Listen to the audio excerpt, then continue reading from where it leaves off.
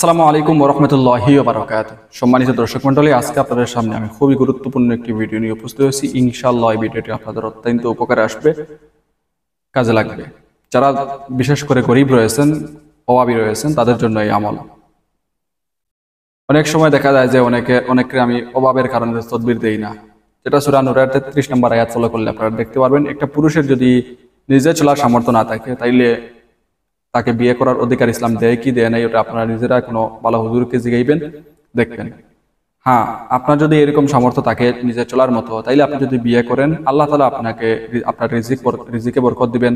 যে আসবে, যাকে বিয়ে করবেন, সেও তার রিজিক নিয়ে আসবে, পরিবার সচ্ছলভাবে চলবে। সেটা এক প্রকার। অনেক আছে সে চলতে পারতেছে সুন্দরভাবেই, বিয়ে করে বউ চালাইতে পারবে, তারপরে সে বিয়ে করে না কেন, বলে যে পরিবারের সংকট দেখা দিবে, আর অভাব বৃদ্ধি হয়ে যাবে। ওইরকম করা ঠিক নয়, ওইটা নিষেধ।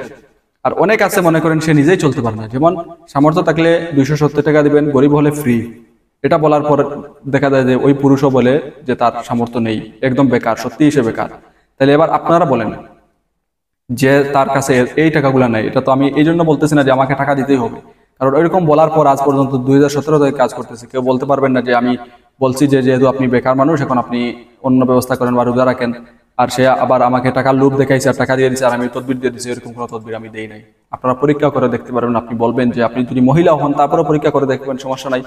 বলবেন যে আপনি পুরুষ, আপনি নিজেই চলার সমর্থ নাই, একদম আপনি অভাবগ্রস্ত।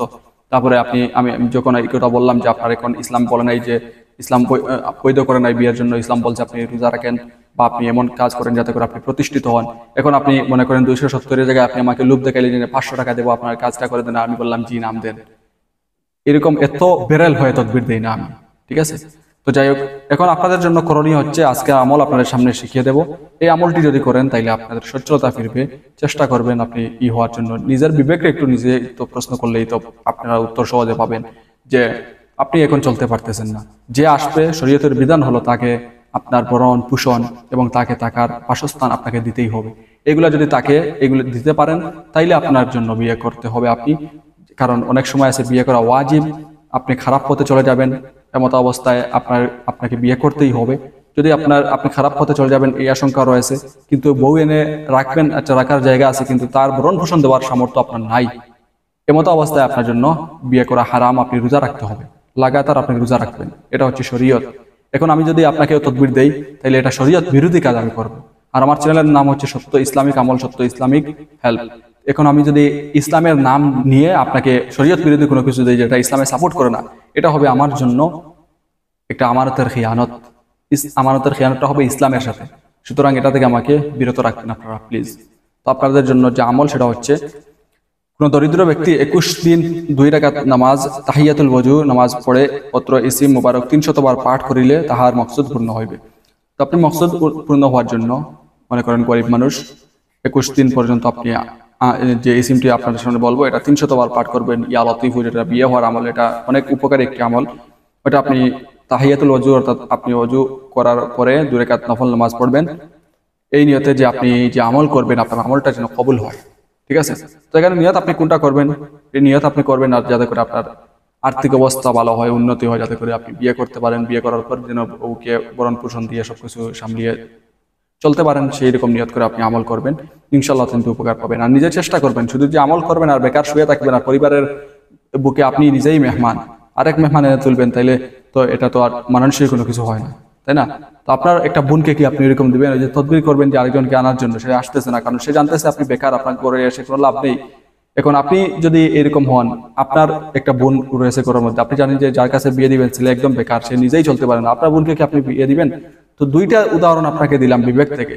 তারপরে যদি আপনি বলেন যে আমি টাকার জন্য তদবির দেই না, টাকা দিলে তদবির দেই না দিলে দেই না, এরকম হইলে যারা মেয়ের লোক আছে তাদেরকেও বলতাম যে টাকা ছাড়া হবে না। কারণ স্বামী সংসারে গিয়ে আপনার টাকা নাই, আপনি কি করবেন?